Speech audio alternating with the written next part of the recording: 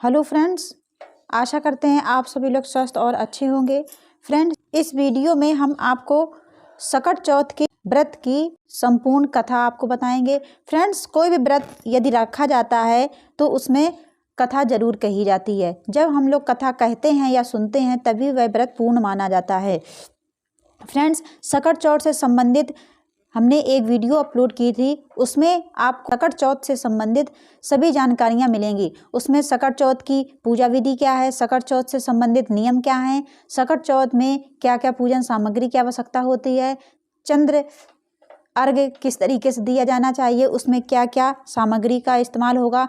आपको उस एक वीडियो में सकट से संबंधित संपूर्ण जानकारियां आपको उसमें मिल जाएंगी, तो आप उस वीडियो को ज़रूर देखिए। फ्रेंड्स, इस वीडियो में आज हम आपको कथा सुनाते हैं कि सकट चौथ के व्रत की कथा क्या है।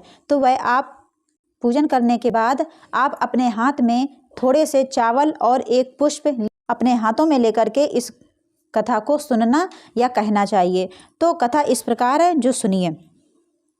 फ्रेंड्स, एक समय की बात है, किसी नगर में एक देवरानी और जेठानी रहती थीं। जेठानी बहुत अमीर थी और देवरानी गरीब थी। देवरानी का पति जंगल से लकड़ियां काटकर शहर में बेचा करता था और उससे जो पैसे मिलते थे उससे अपने घर का गुजारा करता था। लेकिन वह बीमार बहुत रहता था, इस कारण से ज़्यादा शहर में लकड़ियां नहीं बेच पाता था। जेठानी अमीर थी, इसलिए वह जेठानी के घर पर काम करने जाती थी। वह उसके घर का सारा काम करती थी, खाना बनाती थी। उसके बदले में जेठानी देवरानी को बचा हुआ भोजन दे दिया करती थी, कपड़े आदि दे दिया करती थी और इससे ही देवरानी के घर का गुजारा होता था। ऐसे होते करते माघ का महीना आया। माघ महीने के चौथ में सकट चौथ का व्रत आया। उस दिन देवरानी ने तिल चौथ का व्रत किया।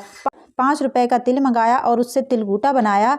तिलकूटा की पूजा करके तिलकूटे को छीके में रख दिया और सोचने लगी, तिलकूटा बनाया है, चांद उगने पर तिलकूटे का भोग लगाकर ही कुछ खाऊंगी। कथा सुनकर वह अपनी जेठानी के घर चली। उसने जेठानी के घर का सारा काम कर दिया और खाना बनाकर जेठानी के बच्चों से कहने लगी कि खाना खा लो। बच्चे बोले, जब माँ खाएंगी खाना तभी हम खाएंगे। फिर उसने अपने जेठ जी से कहा कि खाना खा लीजिए, तो उन्होंने भी कहा कि हम सब लोग साथ में ही खाना खाएंगे, मैं अकेले खाना नहीं खाऊंगा। फिर जेठानी ने देवरानी से कहा कि आज तो घर में अभी तक किसी ने खाना नहीं खाया है, अभी हम तुमको खाना पहले कैसे दे दें, तो इसलिए तुम कल सुबह जल्दी ही आना और बचा हुआ खाना ले जाना।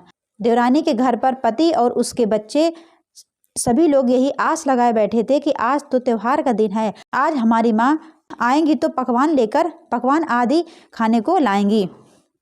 परंतु जब बच्चों को ये पता चला कि आज तो सूखी रोटी भी नहीं मिलेगी तो बच्चे रोने लगे।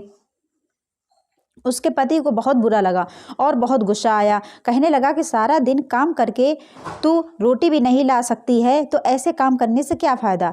कपड़े धोने वाले डंडे से उसको मारा और जब डंडा टूट गया तो उसने पाटे से उसको मारा।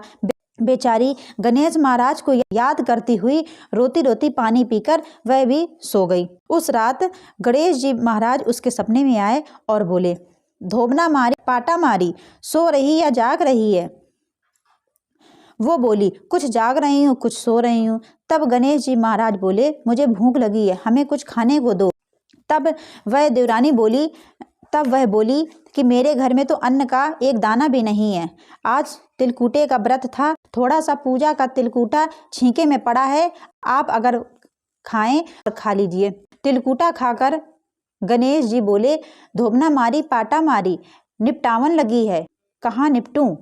वह बोली, यह एक बड़ा घर है, जहाँ तुम्हारी इच्छा हो वहाँ पर निपट लो। फिर गणेश जी बोले, कहाँ पहुँचूं। तो वह गुस्से में बोली कि कब से तुम हमको तंग कर रहे हो, मेरे सर पर पहुँच दो और कहाँ पहुँचोगे। जब उसकी नींद खुली तो वह हैरान रह गई। उसका पूरा घर हीरे मोतियों से जगमगा रहा था, उसके सर पर भी बहुत हीरा मोती जगमगा रहे थे। उस दिन वह जेठानी के घर में काम करने के लिए नहीं गई। इस पर जेठानी ने बहुत देर तक उसका रास्ता देखा। जब वह नहीं आई तो उसने अपने बच्चों को देवरानी के घर उसको बुलाने के लिए भेजा। बच्चे आकर के बोले, चाची चाची चलिए, आपको हमारी मम्मी ने बुलाया है, आज हमारे घर का सारा काम पड़ा हुआ है। इस पर देवरानी ने कहा कि मैंने बहुत तुम्हारी मम्मी का काम कर लिया है, अब अपनी मम्मी को हमारे यहाँ काम करने के लिए भेज दो। इस पर बच्चे अपनी मम्मी के पास गए और उन्होंने सारा वृतांत अपनी माँ को सुनाया कि चाची के यहाँ पर हीरे मोती जगमगा रहे हैं। इसके बाद जेठानी दौड़ते हुए देवरानी के घर पहुंची और बोली, यह सब कैसे हुआ? देवरानी ने गणेश जी महाराज की सारी लीला जेठानी को बता दी। घर लौटते वक्त वह विचार करती रही कि यदि मैं भी अगर ऐसा ही करूंगी तो शायद मेरे घर में भी हीरे मोती ऐसे ही जगमगाएंगे। तो उसने बिल्कुल ऐसा ही करने की सोची। घर आकर वह अपने पति से बोली, आप मुझे दुबने और पाटे से मारो। उसका पति बोला, अरे भली मानस, मैंने तो आज तक कभी भी तुम्हें नहीं मारा है, तो आज मैं तुम्हें कैसे मार सकता हूँ। लेकिन वह अपनी जिद पर अड़ी रही और नहीं मानी, जिद करने लगी। मजबूरन उसके पति ने उसे खूब मारा। जेठानी ने खूब सारा घी डालकर चूरमा बनाया और छींके में रखकर सो गई। रात में चौथ विनायक जी सपने में आए और बोले, मुझे भूख लगी है, क्या खाऊं? जेठानी बोली, गणेश जी महाराज, देवरानी के यहाँ आपने तो सूखा तिलकुटा ही खाया था, मैंने तो मेवे और देसी घी डालकर चूरमा बनाया है, छींके में रखा है, खा लीजिए। अब गणेश जी बोले, कहाँ निपटूं? जेठानी बोली, उसके लिए उसके यहाँ तो टूटी फूटी झोपड़ी ही थी, मेरे यहाँ तो महल है, जहाँ चाहें निमट लीजिए। गणेश जी पूछते हैं कि अब मैं कहाँ पहुँचूँ? जेठानी बोली, उसका तो गंदा सा माथा था, मैंने तो चमेली का तेल लगाया है, मेरे माथे पर पहुँचिए।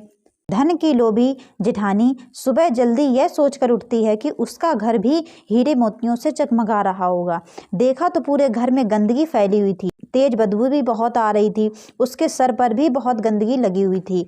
वह बोली, हे गणेश जी महाराज, यह आपने क्या किया? मुझसे रूठे और देवरानी पर टूटे।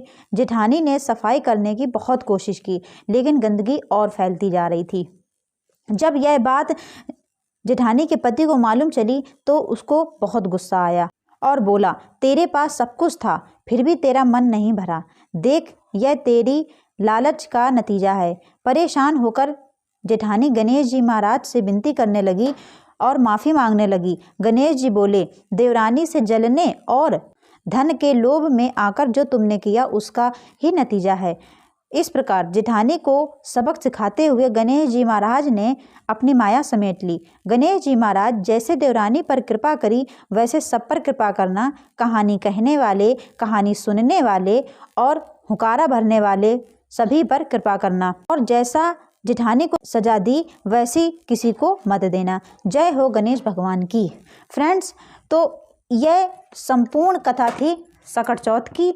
आप अपने हाथ में चावल और एक फूल रख करके इस कथा को सुने या कहें और अपने संतान की लंबी आयु और प्रखर बुद्धि की श्री गणेश भगवान से प्रार्थना करें। फ्रेंड्स, आशा करते हैं आपको ये वीडियो अच्छी लगी होगी। यदि आपको ये वीडियो अच्छी लगी हो तो वीडियो को लाइक करें, चैनल को सब्सक्राइब करें। धन्यवाद।